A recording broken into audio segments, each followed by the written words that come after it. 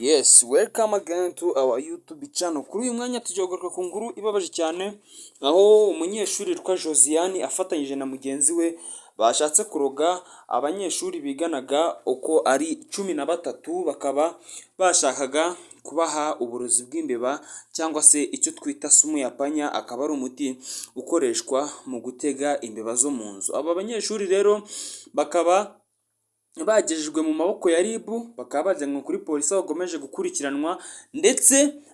na NESA ikaba yagomeje kuganiriza bamwe mu banyeshuri biganaga babaza imico yabo kugira ngo barebe nimba uyu nguyu witwa Josiane by'umwihariko ari we nyir'imipangu, nyir'ibikorwa, kugira ngo barebe ko bamusiba ntazakore ikizamini cya leta, kuko bari guteganya ko bashobora kuba bagiye kumufunga. Kandi ibi ngibi akaba yarabikoze atari ibintu bimugwiririye, akaba ari ibintu yari amaze igihe yarateguye, kubera ko gutekereza kuba warogesha abantu sumu ya panya uyishyize mu mboga bagiye kurya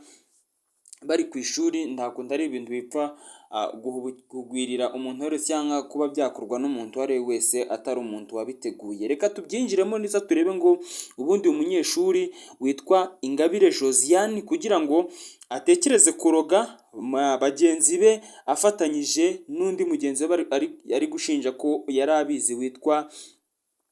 Donata. Uyu nguyu rero akaba ari we ari kuvuga ko bari kumwe. Reka turebe ngo ubundi uyu Josiane kugira ategure uyu mupangu yabitewe n'iki, ni iyihe mpamvu yatumye atekereza kuroga bagenzi be biganaga mu mwaka wa 6 w'amashuri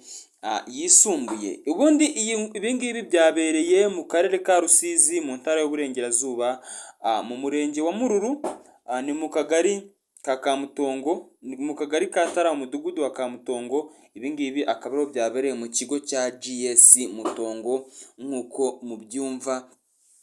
Abasanzwe bagira Rusizi barahazi, cyangwa se abakora ingendo bava i Rusizi, bava ku Rusizi rwa mbere bajya mu Bugarama, basanzwe iki kigo bakizi. Ibi ngibi rero bikaba byarabaye kuri tariki ya 24 ahagana ku saa 6 z'amanywa, aho abanyeshuri bagiye guterura ibiryo nk'ibisanzwe,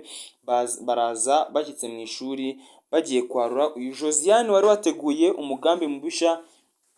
abwira uwo bari bateruranye ati wowe sohoka ngende ndarurira abanyeshuri, nindangiza ndaza kubabwira hanze ahubwo muze mufate ibiryo. Undi nawe ati sawa nkuye reka mbe nigendeye, ubwo ngubwo nurangiza kwarura uraza kutubwira. Rero ubwo yari ari kwarura nibwo yafashe ibi binini by'imbeba abishyira mu mboga, imboga zitangira kunuka. Abanyeshuri biganaga nibwo bamubazaga ati ese ko ibiryo ubyinjije ari bizima bigenze gute kugira ngo binuke? Arangije aravuga ati ntabwo nanjye nzi ikibaye, ahubwo ni igisimba mbonyemo cyaboze kiri kunukiramo, ku buryo aricyo gishobora kuba gitumye izi mboga zinuka. Bagenzi be baramubaza ati ese icyo gisimba wakitwereka tukareba koko nimba kirimo, ko nuramuka umennye izo mboga ugiye kumena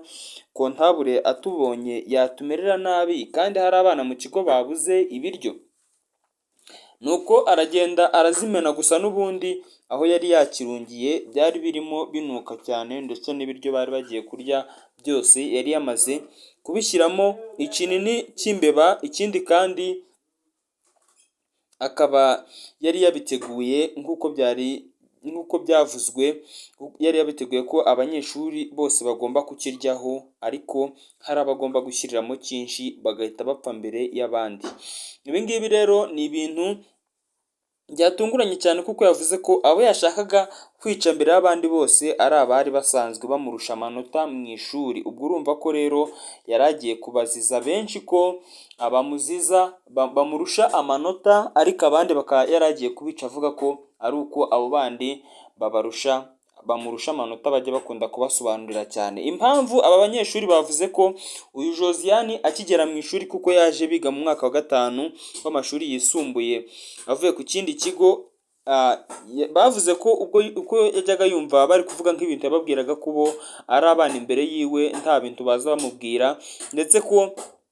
n'ibyo bakora ari ibikorwa by'abwana, ku buryo niyo bajyaga gufasha bagenzi babo bahuye n'ikibazo we atitabiraga. Akaba ariyo mpamvu rero bagenzi be nabo batamwitagaho nk'uko bita ku bandi bafatanyaga mu mirimo yaba ivunanye ndetse no mu bindi bikorwa byinshi bigiye bitandukanye. Uyu Josiane ubundi ubusanzwe n'umukobwa w'imyaka 20 y'amavuko niyo yari afite, akaba ari umukobwa uvuka mu karere ka Rusizi nk'uko nabikubwiye rero, akaba avuka mu murenge wa Nyakarenzo mu kagari ka Karangiro mu murenge mu mudugudu wa Kimbogo, akaba ariho uyu nguyu yavukaga, gusa yigaga mu murenge wa Mururu kubera ko kuva muri Nyakarenzo ujya Mururu hari ahantu hafi. Ibi ngibi rero umuyobozi w'ikigo Hawa Alphonsina, umuyobozi w'ikigo cya JS Mutongo, yavuze ko iki ngiki ari igikorwa cy'ubugwari rwose, ubwo bamaraga kuvumbura ko uyu nguyu ari we wari wapanze guhereza bagenzi be uburozi, avuga ko ari igikorwa cy'ubugwari, bahita bafata umwanzuro w'uko bagomba guhamagara abayobozi, ku buryo bamwe mu bayobozi bakomeye bahageze. Haje umuyobozi w'akarere ka Rusizi w'agateganyo, haza umuyobozi ushinzwe umutekano mu karere ka Rusizi, SP wa polisi, SP wo mu karere ka Rusizi nyine ushinzwe umutekano, haza umuyobozi ushinzwe ibikorwa bijyanye no kubaka amashuri mu murenge wa Mururu, haza admin w'umurenge wa Mururu, haza umugore cyangwa se ushinzwe uburezi mu murenge wa Mururu, ndetse haza n'abandi n'umuvugizi wa RIB mu karere ka Rusizi, haza n'abari baje gufata ibimenyetso. Ibi ngibi rero bikaba ari ibintu byanditswe ku binyamakuru byinshi bigiye bitandukanye, haba Igihe Culture n'ibindi binyamakuru byinshi, Kigali Hot News nabo babyanditse ko uyu mukobwa yari agiye kwica aba banyeshuri 13 biganaga mu mwaka wa 6, bigaga Geography, History ndetse na Literature, bakaba bigaga ubumenyi bw'isi, amateka ndetse n'ubuvanganzo. Mu mwaka wa 6 rwose akaba yari agiye kubica, basigaje amezi 5 gusa, hafi 6, 5 natagezemo ni nka 5 n'igice kugira ngo bakore ikizami cya leta. Kuri ubu ngubu rero abantu benshi bakaba bagomeje gusakuza ngo bamukanire urumukwiye, kuko umunyeshuri ushaka kwica bagenzi be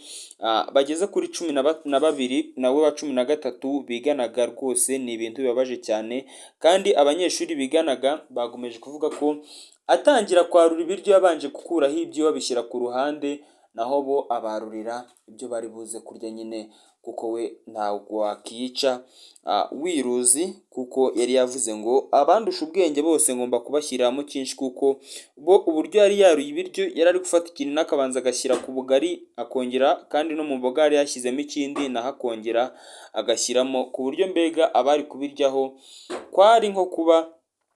ari ukuzimya buje kugira ngo bahite yuko bapfa, kuko kino kinini niyo ukinyweye cyangwa ukiriye mu biryo ntumenye ko ari cyo wanyweye ngo uhite unywa amazi ako kanya ikitaraganya, bigatinda biza kurangira upfuye, kuko nacyo gikatagura amara nka side. Nuko nguko rero uyu mukobwa Josiane yari yapanze kwica bagenzi be uko biganaga ari 12, ariko bikarangira bitabaye byo, nawe wa 13. Kuri ubu ngubu akaba ari mu maboko ya RIB, bamwe bavuga ngo uri mu maboko atari ayawe, akaba yamaze kugezwa kuri RIB ndetse na mugenzi we ari gushinja ko babaye abafatanyacyaha, ariko uyu mugenzi w'abantu benshi ndetse n'abanyeshuri biganaga bakaba bari kuvuga ko arengana, kubera ko ni umuntu bari bamaze iminsi igera muri 4 gusa bavugana. Rero